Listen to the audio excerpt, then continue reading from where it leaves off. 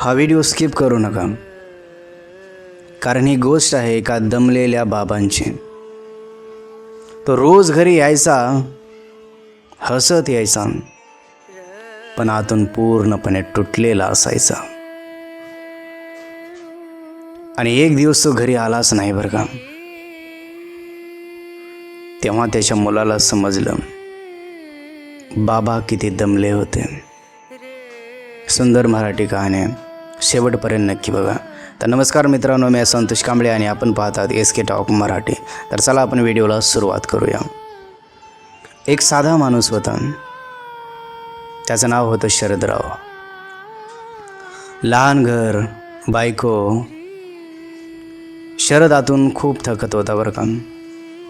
तो रोज सकाळी 6 वाजता उठायचा आणि रात्री 11 वाजता घरी यायचा. तो 2 जॉब करत होता. का माहिती आहे?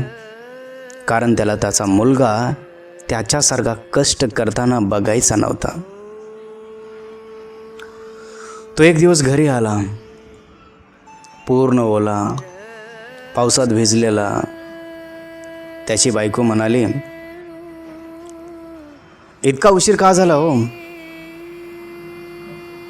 तो फक्त हसला आणि म्हणू लागला, काम होतं थोडंसं. पण खरं काय होतं तो सांगत नव्हता बरं का. त्याचा मुलगा रोहन म्हणाला, बाबा तुम्ही कधीच आम्हाला वेळ देत नाही, कधीच आमच्यासोबत तुम्ही बसत नाही. तो शब्द शरदच्या मनाला लागला बरं का. तो काही बोलला नाही, कारण त्याला माहिती होतं माझ्यासारखा माझा मुलगा काम करू देणार नाही आहे. माझ्या मुलाला मी कष्ट करू देणार नाही आहे. माझ्या मुलाला मी सुखामध्ये ठेवणार आहे.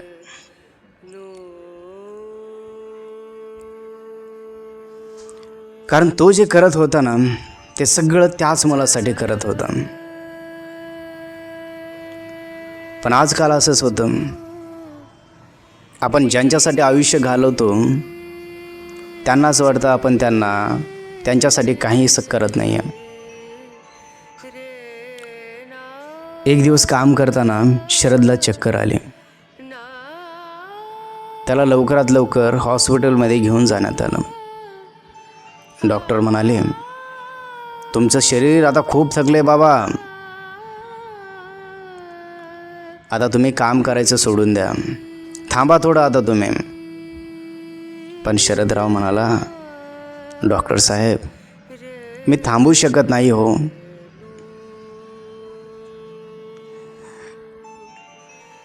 कारण माझा मुलगा एकटाच आहे, एकुलता एक मुलगा आहे. आणि जसं मी कष्ट केलोय ना, तसं माझ्या मुलाला कष्ट करू द्यायचं नाही हो.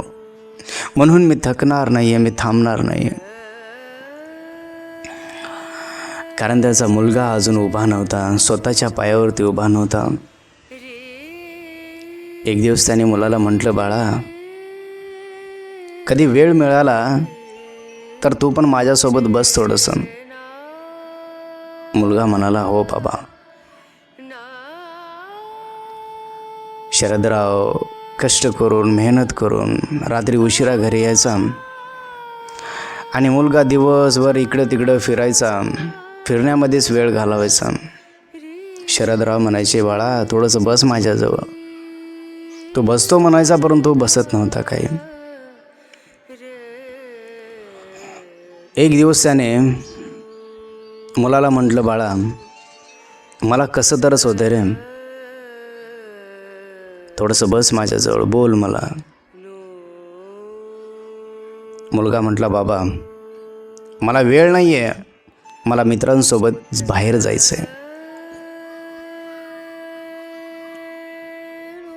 आणि एक दिवस काय झालं माहीत आहे? शरद कामावरती गेला आणि घरी परत कधी आलाच नाही बरं का. डायरेक्ट हॉस्पिटलमधून फोन आला. फोनवरती म्हणतात की मी हॉस्पिटलमधून बोलतोय.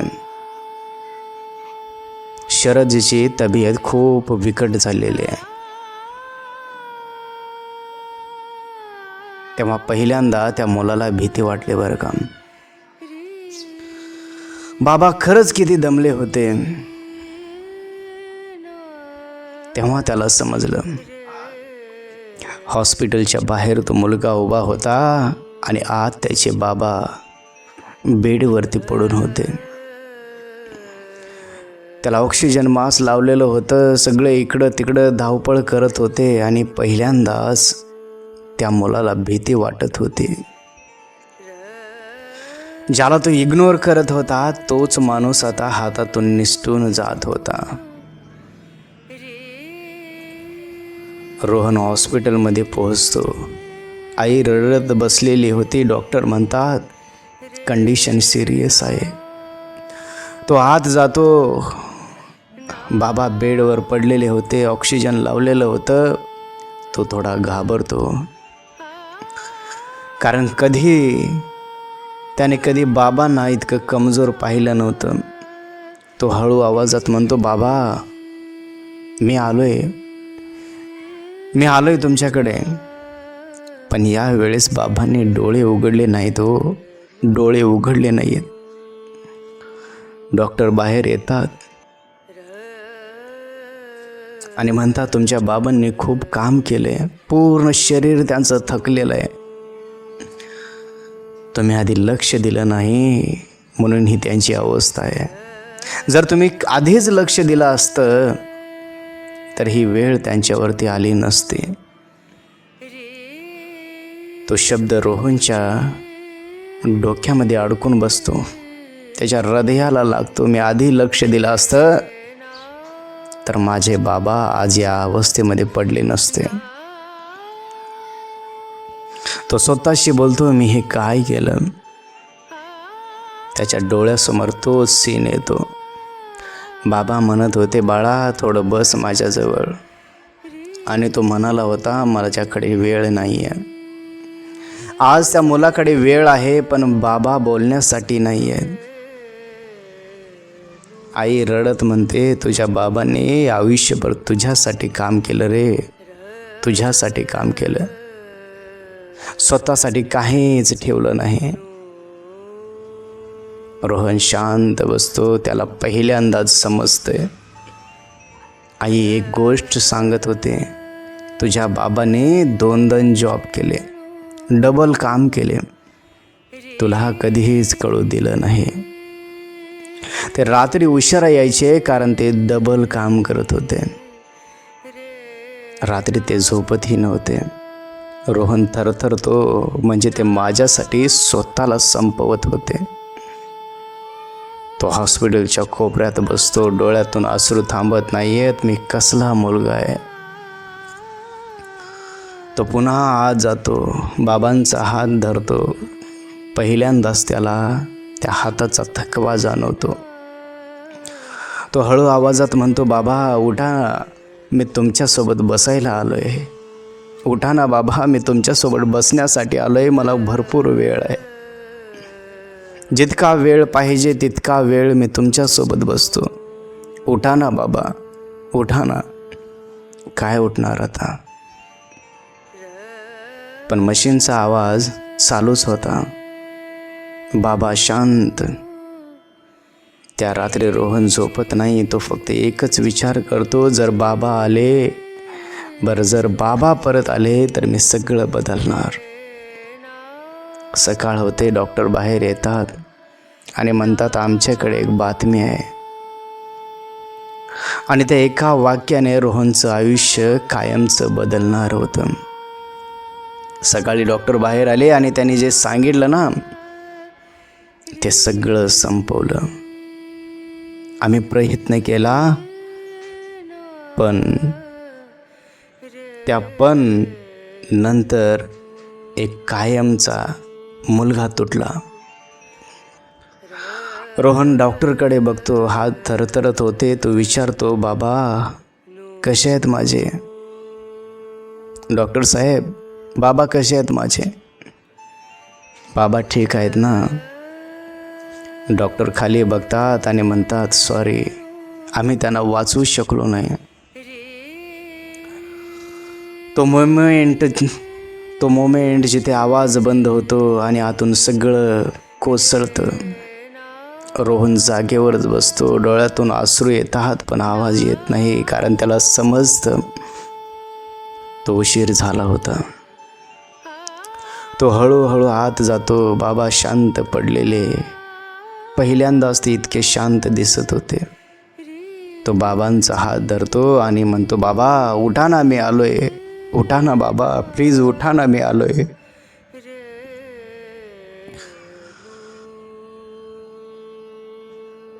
पण यावेळेस कोणीच उठत नव्हतं बरं का. तो जोरात रडतो, तुम्ही मला वेळ मागितला होता, मी तुम्हाला साधा वेळ पण दिला नाही. आज माझ्याकडे वेळ आहे पण तुम्ही नाही आहे. आई एक कागद घेऊन येते, हे तुझ्या बाबांनी ठेवलेलं आहे. रोहन थरथरत उघडतो, त्यावर लिहिलेलं असतं माझ्या मुलांसाठी. तो वाचायला लागतो. रोहन, जर तू हे वाचत असेल ना तर कदाचित मी तुझ्यासोबत नसेन. मला माहीत आहे मी तुला वेळ देऊ नाही शकलो, कामामध्ये मी पण बिझी होतो, पण मी पण तुझ्या आयुष्यासाठीच झटपट करत होतो. पण मी तुझ्यासाठी वेळ बनवत होतो. मी 2-2 जॉब करत होतो, कारण मला तुझं आयुष्य सोपं करायचं होतं. तू जेव्हा मला विचारायचास ना तुम्ही वेळ देत नाही, तेव्हा मला खूप वाईट वाटायचं रे बाळा. पण मी काही बोलत नव्हतो, कारण एक दिवस तुला सगळं समजेल. रोहन जोरात रडतो, बाबा मला समजलं पण खूप उशीर झाला हो, खूप उशीर झाला. पत्रामध्ये शेवटी लिहिलेलं असतं, जर शक्य असेल तर आता आईची तर काळजी घे आणि स्वतःला दोष देऊ नको, कारण मी तुझ्यावर कधीच रागावलेलो नाही आहे. पत्र हातातून पडतं. तो शांत बसतो, कारण बाबा शेवटपर्यंत त्याच्यावर प्रेम करत होते. अंत्यसंस्कार होतात आणि त्या दिवशी रोहन एक निर्णय घेतो जो त्याचं पूर्ण आयुष्य बदलणार होता. कधी कधी आपण ज्यांना इग्नोर करतो तेच लोक आपल्या आयुष्याचं सगळ्यात मोठं ट्रुथ बनतात बरं का. चिता जळत होती आणि एक मुलगा राखेसमोर बसून रडत होता. तो म्हणत होता, बाबा मी बदललो आहे आता, मी स्वतःला बदल केलो आहे.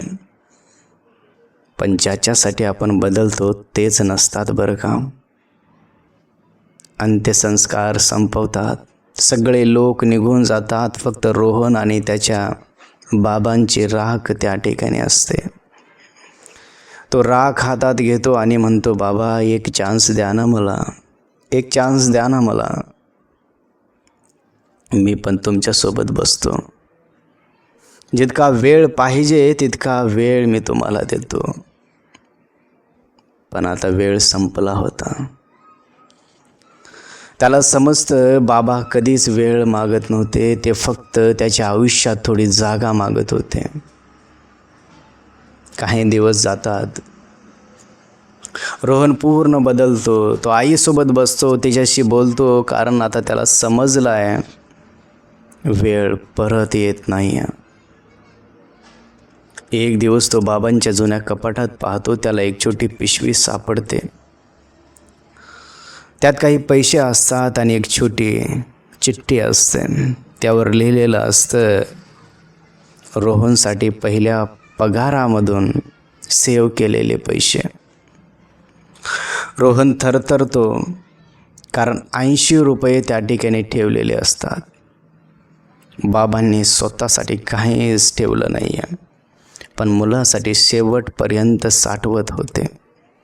तो जोरात रडतो, मी तुमच्यासाठी काहीच केलं नाही बाबा, पण तुम्ही मात्र माझं आयुष्य बदलून टाकलं. शेवटपर्यंत माझ्यासाठी तुम्ही जगलात. त्या दिवसापासून रोहन एक काम करतो, तो रोज एका वृद्ध माणसाला जेवण देतो, त्याच्यासोबत बसतो, कारण तो स्वतःच्या बाबांना परत आणू शकत नाही आहे. तो आकाशाकडे बघतो आणि म्हणतो, बाबा मी आता समजतोय, तुम्ही दमले होते पण माझ्यासाठी थांबला नाही तुम्ही. म्हणून लक्षात ठेवा मित्रांनो, आईवडील कधीच वेळ मागत नाही, ते फक्त आपल्या आयुष्यात थोडी जागा मागतात. पैसा परत मिळवता येतो, पण आईवडील परत मिळवता येत नाही आहेत. म्हणून आजच तुमच्या आईवडिलांसोबत 5 मिनिट बसा, कारण उद्या कदाचित खूप उशीर होईल. हे विचार तुम्हाला कसे वाटले हे आम्हाला कमेंट बॉक्समध्ये मन मोकळे करून सांगा. जे पण तुमच्या मनात येईल ना ते आम्हाला कमेंट बॉक्समध्ये सांगा. आमचे असेच नवीन नवीन व्हिडिओ पाहण्यासाठी आमच्या यूट्यूब चॅनलला सबस्क्राईब हे करा. हो, व्हिडिओ आवडला तर एक लाईक जरूर करा आणि आपल्या इतर मित्रांनाही शेअर करा. तर चला आपण भेटूया आणखीन असेच नवीन व्हिडिओमध्ये.